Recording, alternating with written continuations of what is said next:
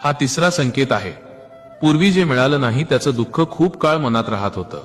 आता अजूनही वाटतं, पण ते अडकून बसत नाही.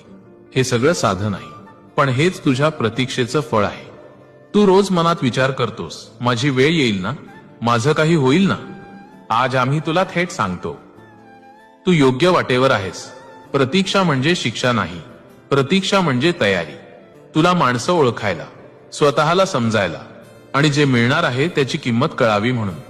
जर सगळं लगेच मिळालं असतं तर कदाचित तू आज जसा आहेस तसा राहिला नसतास. आणि आज तू जसा आहेस तोच तुझा सगळ्यात मोठा बदल आहे. तू शांत झालायस, कमी बोलतोयस, विचारपूर्वक चालतोयस. हे योगायोग नाही, हा संकेत आहे.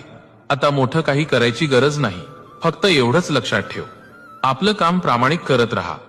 घाई करू नकोस, स्वतःवर शंका घेऊ नकोस. संकेत नेहमी मोठे